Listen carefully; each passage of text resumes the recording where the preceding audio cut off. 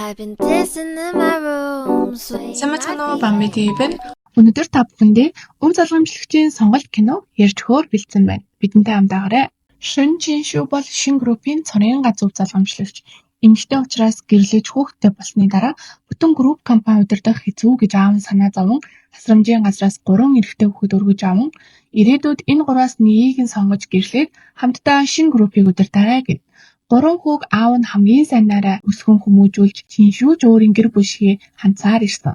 Харин шин гэр бүлийн жолоочийн охин Вэн Ророо гарч ирэх хүртэл 3 хүү Чиншүүд үнэхээр сайн хандаж ирсэн. Харин Чиншүүгийн төсөлтийн баяраа тэмдэглэх гэж захиалсан VIP зааланд 3 ах болох Гу Янфэн, Хомин, Жөвье нар Вэн Ророгийн төрсөн өдрийг тэмдэглэж байв. Энэ үед аав нь Чиншүүрөө залгаж одоо сургуулаа төгссөн юм чинь тэр гурийн хинтийн гэрлэхээ сонгосноо гэхэд Чиншүү нэлээд бодож байгаад би шин группийн өв залгамжлагч. Тиймээс хамгийн өндөр өрөөгөөчтэй сонголт болох Жинчэний хамгийн баян эрхэм Буйтэй гэлснэ гэв. Гэхдээ Буй 5 жилийн өмнө автомашины осолд орж доод хэсэг нь мэдээгүй болж суумгай болсон байлаа. Хэрэг хүүхэдтэй болох боломжгүй ч хуруу шилний аргаар ч хамаагүй хүүхэдтэй болж шин болон бүү гэр бүлийг өв залгамжлагчийг төрүүлнэ гэв. Харин аав нь энэ олон жилийн хугацаанд сэтгэлийг чинь тэр гурав татаж чадаагүй бол цаашид шин группт байх хэрэггүй гэх нь тэр. Гу Янфэнд Чиншүү сайн байсан учраас Вэн Ророо албаар үнсэж танд сайн гэж зээдгэнэ. Ингээд Чиншүүд хоёр сонголт үлдэх шивдээ гэхэд нөгөөдөл арай үгүй байлгүй дээ. Бид тийм эрхэн тэнцэн юмтай хамт байж чадахгүй. Хүсэхгүй байна. Бид бүгд дургу гэхийг нь сонссон Чиншүү. Хүсэхгүй байвал бүгд явж болно шүү. Би та нарын хинтэнч гэрлэхгүй гэв. Үзэгдэл солигдож өмнөх үед 3 ах нар нь Чиншүүг их сургуулаа төгсөх үед том үдшилэг хийж өгнө хэмээн амлалт өгсөн байх нь тэр. Харин Вэн Ророо Чиншүүд сайн хандаж байгаа мэтэр өөрийнхөө бугуурч өгөхтөл ах нар нь хараад яагаад хүний нас барсан ээжээ үлдээсэн үнцэнтэй зүйлийг булааж авч байгаа юм буцааж өг өөрчлөлтгүй гэх мэтээр загнаж гарна. Одоо үед 3 ах нь аавынх нь Чиншүү төсөлтийн баярын бэлэг болгож өгөхөөр олон жилийн турш дэм байгуулсан үзэсгэлэнтэй орилон устай мөрөөдлийн цэнхэр одод тэнгисийг зөвшөөрөлгүй Вэн Ророод өгсөн байх нь тэр. Ророгийн төрсөн өдрийг хинч тэмдэглэхгүй. Харин чамд бол бүх зүйл байгаа битгий ингэж хэтрүүлгээд Чиншүү рүү дайрцгаад. Тэгснээ бүр Янфэн би чамтай гэрлээ заа юу тэгээд болоо эцтэй. Чиншүү би чамтай гэрлэхгүй гэсэн чинь нөгөө хоёр нь тэгээд бит хоёртой гэрлэх гээгүй үсттэй. Үгүй үсттэй гэхэд Янфэн чи гэрлэх бол надтай л гэрэл. Энэ хоёр ямар ч буруугүй гэв. Өөртөө юу гэж бодцгий. Битгий харамсаж бидний гуугаараа гээд яваад өгөв. Нөгөө Вэн Ророо нэг л их ялсан баатар шиг Чиншүү рүү шоолсон маягтай инээмсэглээд орхиж явна. Буй эхний уулзалт дээрээ шууд Чиншүүг надтай гэрлэнэ гэсэн мэдтэй одоо шууд батлуулъя гэд гэрэлтэй батлуулчихна. Ингээд сарын дараа төрсөн өдрөөрөө гэрэлтэй авбарсаар зарлахаар болно. Гэртээ иртэл нөгөө 3 ах нь чи аавд хов зөөж бидний шин группээс хөөлөглөө гэхэд Чиншүү та нар олон хүмүүсийн өмнө юу хийснээ бод би хэлэхгүй ч тэд хэлнэ. Хэрвээ би хэлэх байсан бол аль их та нар шин группээс хөөгцөн байх байсан юм аа гэхэд бид холбоо сүлбээ сайтай болсон. Шин группээс явсан ч илүү сайхан амьдрах болно. Харин чи л бидэнгүүгээр юу ч хийж чадахгүй гэв. Харин Чиншүү та нар шин группийн хөрөнгөөр гадаадаас сурч бизнес эрхэлж өдий зэрэгтэй хүрчгээд одоо болохоор үзэн ядаж байдаг. Үнэхээр хоёр нүртэй юм аа гэв. Вэн Ророо гүйж ирээд бүгд миний буруу 3 ахыгаа битгий хөгөөч гэхэд чи битгий жүжиглээ. Энэ л чиний хүсэж байсан юм биз дээ. Бүгд явцгаа гэхэд нөгөө сэгсэн Янфэн чинь намайг чамтай гэрлэн гэж сандтгүй шүү. Манай Чиншүү уучлаарай би аль хэдийн гэрлчихсэн гэв. Нөгөө тэний 3 чи итгэхгүй. Дээрээс нь Ророо шиг сайн охин байхгүй. Бид 3 харж хандна. Ингээ шин гэр бүлээс явж байгаа минь бидний гайхалтай амьдралыг эхлэлгээд дөрүүлэн нийлээд хаалгас аваад гарахтай зэрэгцээд буу гэр бүлээс гэрэлтийн бэлэг орж ирэхэд нөгөө 3 чи итгээд очих гэтэл Вэн Ророо би энэ зүйлсийг Чиншүүгийн утсан дах дэлгүүрийн сагснаас харсан. Та нарыг хуурах гэж өөртөө ийм зүйл авч жүжиг тоглох гэж байна гэхэд нөгөө 3 нь яг Чиншүүгийн өрхөнд ундах гэж байж ганцаараа л жүжигээ тоглоно биз гээд орхиод яв. Гэтэл бэлгэнд бүү группийн тал хувцаагаа Чиншүү чиглүүлэхээр өгч цаашид шин группийн ирээдүй санаа буй зовоо гэхин тэр. Нөгөө Вэн Ророо баахан зураг явуулаад чи танахаас яваад надтай үнэхээр жаргалтай байна гэх зураг сэлхий. Хинт ч хамаатай. WeChat-ны Moments дээр олон зураг хийгээд байхад Чиншүү огт холбоо барихгүй байна гэсээр нөгөө 3 санаа зовон суун. Бидний яриа дуудахгүй үнэхээр өөр хүнтэй гэрэлсэн байвал яана гэцгэн. Гу Янфэн Чиншүү рүү сүүлийн боломж олгоё. Одоо уучлалтгүй бол би чамтай гэрлэе гэд бичтэл Чиншүү аль хэдийн блоклж өгсөн байх нь тэр. Ингээд Чиншүүгийн төрсөн өдрийн үдшилэг боллоо. Нөгөө 3 чинь хурц ирээд чи биднийг бүхэлдүүлэхийн тулд ингэж байгаа биз дээ. Бид ирчихлээ гэхэд Хинч та нарыг ураагүй гээд явахыг шаардах үед утсан дээр нь Вэн руу барьцаалагдсан байгаа мэт зураг ирнэ. Гу Янфэн зургийг харангуйтай шууд Чиншүүг алгадаад авна. Мэдээж энэ гурыг Чиншүүгийн төрсөн өдөр рүү явсан учраас Боснолох гэж ийм хачин хүүгийн юм Вэн руу өөрөө хийж байгаа нь тэр. Ингээд тэр гурав рууг аврахаар гүйд гарахтаа зурж буй орж ирэн Чиншүү өөрийн гэрэлсэн хүн гэдгээ зална. Буй үнэхээр том алмаазан шигтгээтэй бүгд бэлэг болгон Чиншүүд өгнө. Харин нөгөө гурав рууг аврахаар очиод Янфэн гарных нь хүлээсийг тайлахад цул байсан учраас гинэд ухаан орж байгаа айтай гайхан эргэн тойрноос сэжигтэйнүүдээр харна. Нөгөө хоёр нь бол мэдэж байгаа ч юм байхгүй. Тэр муу шин Чиншүү ийм зүйл хийсэн. Болгож тамнаа л гэцгээд. Харин буй Чиншүүг өөрийн гэр рүү явж хамт амьдрий. Чиний дуртай бүх зүйлийг өгнө. Мөн өөрийн үнд эрдэн шиг хайрлнаа. Санаа буй зовроо гэж аавд намлаад аваад гарна. Янфэн ганцаараа Чиншүүгийн төрсөн өдрийн үдшилэг рүү буцаад явна. Нөгөө хоёроос нууцаар Чиншүүтэй гэрлэх гэж байгаа юм бахөө. Нөгөө хоёр нь ч тэр Янфэн ганцаараа хаашаа явчих вэ? Ганцаараа Чиншүүтэй гэрлэх гэж байгаа юм биш үсттэй. Бид хоёрт ч гэсэн боломж байгаа штэ гээд руугаа орхиод үдшилэг рүү очиход алирт тусчихсан байна. Бидний явсан учраас их туссан байна гээд шин гэрлүү гуруулаа очиж Чиншүүтэй уулзмаар байна. Бидний нэгийг сонгож гэрлэмжсэн биз дээ. Бид одоо энд ирчихсэн байна. Одоо сонгохгүй бол дахиад гэж байхгүй шүү гэхэд аав нь халагдаж та нар миний нандаа охины гомдоод юу вэ? Жинжээ хотоос зайлуулаагүй нь та нарт өгч байгаа хамгийн том шагнал шүү. Хурдан манай гэрээс явцгаал гэх нь тэр. Нөгөө гурав чинь яасан ч явахгүй. Чиншүү төгсөж байгаа удахгүй шин группийн удирдлагыг авна. Эмэгтэй хүн ганцаараа яаж тийм том группийг удирдах юм? Бид туслана гэхэд одоо та нарын тусламж хэрэггүй. Миний охин туслах өөр хүн бий гэв. Харин Гу Янфэн тийм байх боломжгүй. Чиншүү надад маш их хайртай. Би итгэхгүй байна. Өөрсдийнхөө нүдээр харахаас нааш итгэхгүй л гэв. Харин аав нь миний хүргэн бол Жанчины хамгийн баян буй гэхэд тэр чинь дахид дутуу биздээ. Яхаараа тэрийг сонгодог юм. Яг ч гэрлээгүй байгаа юм чинь бид буцааж авчирна гээд явцгаана. Нөгөө гуравчин бүү гэр бүлийн хувийн хашид Чиншүүтэй уулзахаар очино. Харин хамгаалагчид бүү эрхмийн эхнэр хэн болгоны уулзаад байдаг хүн биш явцгаа гэхэд өмнө нь Чиншүүгийн ярьж байсан бүгд үнэн болохыг ойлгоцгоо. Энэ үеэр Чиншүү хуруу шилээр хүүхэдтэй болох тухай буйтэй ярилцах гэтэл буй хүүхдийн тухайд хоёлаа өөрсдөө хийцгээе босоод ирэх нь тэр. Чиншүү бүр нүдэн орой дээрээ гараад чиний хүл чинь түгээр юм уу гэхэд ослоос болоод хүл маань гимтсэн ч жилийн өмнө зүгээр болчихсон.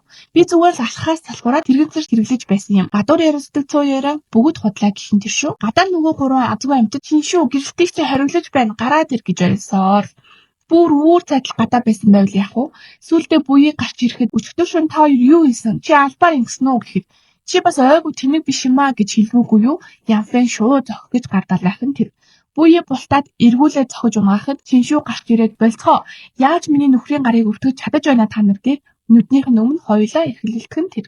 Гэтэл захиулсан хүн Янфэн байхад чи яагаад биднийг анхаарахгүй өөр хүний талд орж байгаа юм гэв өвчтэй хоо. Бид л чинь чиний гэр бүл. Бид дахиж хизээч чамд муу хандахгүй. Буцаад бидэн дээр хүрээд ирээч гэж гуйв. Бид гурав үргэлж чиний хажууд байхыг хүснэ. Бид чамд л өмч гэж солиорч байхад хаанаас ч юм Вэн руу гарч ирээд та гурав өөр чинь яагаад ирсэнгүүгээ санаа зовлоо гэхэд Янфэн шууд түлхээд би рууг эмгтэй хүний нүдээр харж байгаагүй. Зүгээр л дүүгээ хуваар хамгаалж байсан юм. Миний гэрлэгийг хүсдэг хүн бол зөвхөн чи гэв. Чиншүү үнэхээр тийм байсан бол яагаад үргэлж дээрлэж байсан юм? Би та нарт ойлгомжтой хэлсэн. Гэрлсэн эмгтэйгээр дахиж оролдох хэрэггүй шүү гэд буцаад гэртээ орно. Вэн өөрөө бидний компани дөнгөж байгуулагдаад байна. Хичээж байгаа шин гэр бүлийн тусламжгүйгээр бид амжилтанд хүрч чадна гэхэд Янфэн тийм ээ амжилтанд хүрээд заавал Чиншүүг буцааж авна гэв. Өрөвдөлтөй Вэн өөрөө яагаад бүгд Чиншүү гээд байгаа юм бэ гэж хатаархсаар үлдэн. Чиншүү өглөөний цайгаа ууж байхдаа үйлчлэгчдийн буу захирлыг ийм хурдан гэрлэнэ гэж бодсонгүй. Энэ олон жил ганцхан анхны хайртай л өмч байсан биз дээ гэхийг сонсоод өөрийнх нь сэтгэлээр тоглож байгаа юм бах таа гэж бодно. Буйд өөр хүнд хайртай бол яах гэж надтай гэрлэнэ юм гэхэд буй өөрийнх нь анхны хайр бол шин Чиншүү чи гээд Чиншүүгийн зураг дүрм зургийн альбомыг харуулна. Чиншүү гайхаж хоёлоо уулзаж байгаагүй штэ гэхэд 5 жилийн өмнө машины ослын үед чи намайг авраагүй бол миний хөл гэмтэх байтугай би амьд гарч чадахгүй байсан. Тэр үед анхны хагцаар чамд дурлаж нууцхан хайрлаж явсан гэв. Яагаад ирт хэлээгүйг асуухад 3 сүү залуутай байсан бөгөөд чи тэдэнд үнэхээр сайн ханддаг байсан учраас хүчээр өөрийн болохыг хүсээгүй нууцхан хайрлаж ирсэн гэх юм тэр. Харин нөгөө гурван мангарчин рууг ээжийнхээ үлдээсэн бугуйчийг хогийн савнд хайсан байгааг хараад нээрэ Чиншүү баяа хэл охин байхад энэ бугуйчаар яах билээ дээ. Дээрээс нь рууг бартайсан хэргийг Чиншүү хийгээгүй.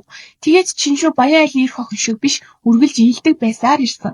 Бид хизээнээс түүнд ингэж муухай хандаж эхэлсэн болоо гэж харамсна. Гуруулаа Чиншүүгээс авч байсан эд зүйлсээ харан санаж байхад Рoro өөрийнхөө хурууг зүсээд очиж хийхдээ жаахан зүчгээд юундаа сүржгнээд байгаа юм гээд тоодоггүй. Рoro хорсондоо Чиншүүгийн эд зүйлсийг бүгдийг нь шатааж байхад нөгөө гурав барьж аваад ихэд уурлана.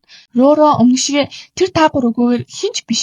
Та гурав лагмаг гэхдээ тийм биш гэж Чиншүүг өмөрнө. Өмнө нь болдог байсан одоо яагаад тэрнийг хамгаалаад байгаа юм болоо гээд арга нь хурдна.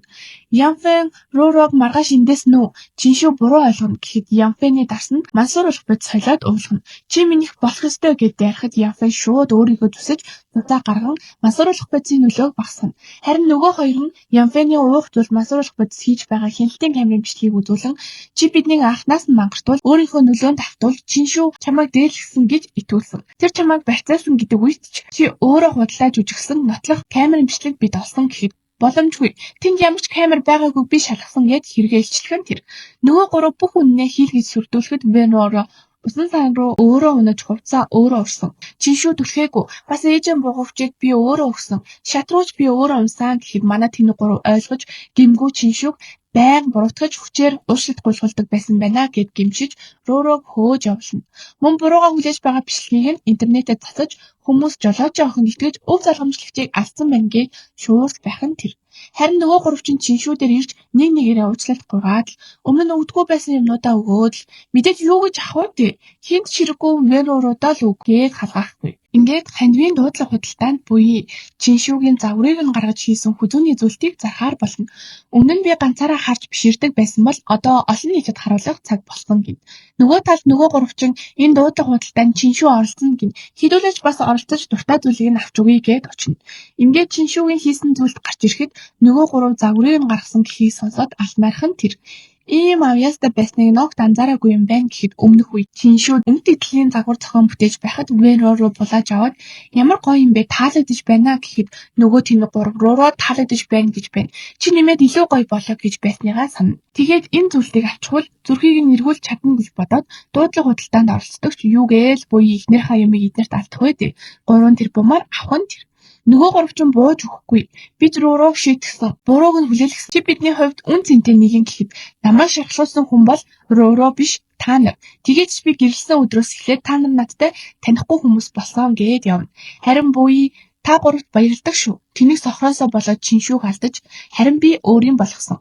Түүний гомдоосон бүх шангчин би хүртэн гэв. Ингээд Янфэний компани 10 минутын дотор дампуурч хөмминий зураг үнэлэгдэхээ болж Жовгийн уралдах хэрэгээ алд. Гисэн ч мөнхийн тэнэгээрээ л байх юм да. Буйгээс Чиншүүг хамгаалаа л гин. Тэгснээ Жови мафийн толгойлогч хүнд гар дээр очоод буйг зохицуулаад өг гэхэд буй цаана сууж байсан VIP үйлчлэгч байх ба мафийн босс Янжин хотын газар дор ертөнцийн дүрмийг тогтоодог нэг юм байх нь тэр. Чи аль гараараа миний их нэрийг босс ингээд баруун гарааг нь хугалж орхино. Маргааш нь буй Чиншүү хоёр шин гэрт очичоод явж байхад Янфэний Чиншүүд зориулж тарьсан захиалдаг цэцэг байсаар байгааг хараад Чиншүү үйлчлэгчтэй энийг байлгах шаардлагагүй гэж хэлэхэд Янфэн гарч ирээд бидний дурсамжийг үгүй хийх гэлээ гэх мэтээр дайрсаар байв. Сүүлдээ буй чи үнэхээр шантрахгүй юм аа. Хоёлаа бооцоо тавих уу? Тэгээд ялагдвал энэ хотоос чи явж нүднээс даалт ор гэхэд чи ялагдвал Чиншүүгээс ч гэсэн сал гэв. Буюу Янфэний хамгийн сайн чаддаг юмар бооцоо тавь. Хувьцаагаар тоглох уу гэхэд нөгөө хоёр нь Янфэн бол Жанчимны топ санхүүгийн авьяастай хүн л гэх юм тэр. Харин Чиншүү хэдий тэр санхүүгийн мэргэжилтэнд ч би чамдаа итгэж байна гин. Яг авах хувьцаагаа сонгох үед Янфэний утсанд Wulian технологийн компани удахгүй 2 тэрбумын худалдаа авалт хийгдэнэ. Үүний дараа хувьцааны үн дээшээ нисэх нь гарцаагүй гэх зураг сэрнэ. Янфэн шууд Wulian технологиг сонгоно. Харин буюу 105 дахь хувьцааг сонгоно. Одоо унаж байгаа огт ноогл шиг өгч байгаагүй компани сонгосныг сонсоод нөгөөдөө шоолно. Ингээд 10 минутын дотор буйгийн хувьцаа гайхалтай өсөж Янфэнийг үнэ. Буюу тэр дотоод мэдээллийг манай багийнхан чам руу явуулсан.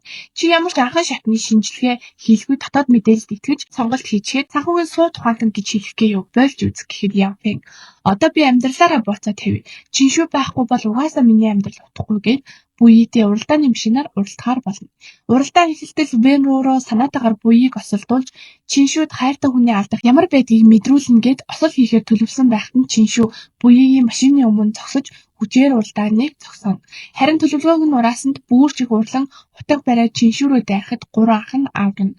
Нөгөө гуравч ухаарсан бол тээ шин захирал дээр очиод бидний өсгсөн ачийг тань заавал хариулнаа. Бид ингээд энэ хотоос явлаа гэхэд Та нарыг өдий болтол өсөвчгөөд ингээд явуулахад юу ч бодогдохгүй байгаа гэвэл худлаа болно гэхэд бид өөрсдийн буруугаас болсон учраас бүх хариуцлага үүрнэ гэв. Ингээд Буи Жиншүү хоёрын хурмын өдөр болж Жиншүү жирэмсэн гэдгээ хэлнэ. Тэр хоёрын хурмыг ах нар нь холоос харан зогсоно. Харин Буи хотоос явхад тэдэнд асуудал тулгарвал нууцаар туслаарай гэж туслахтаа хэлнэ. Ийхүү манай хоёр аз жаргалтайгаар хурмаа хийж кино дуусна. Дараагийн хятад кино драма давчлыг цаг алдалгүй сонсохыг хүсвэл манай сувагт subscribe дараад могоо асаагаарай. Баяртай.